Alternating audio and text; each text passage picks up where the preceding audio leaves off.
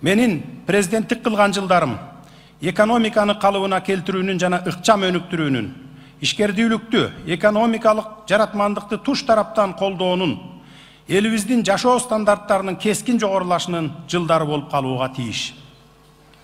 Ал үчүн коррупциялык күрөштөргө бөгөт коюлуп, калың журттун коомдогу акыйкаттуулукка болгон ишеними калыбына келтирилиши шарт.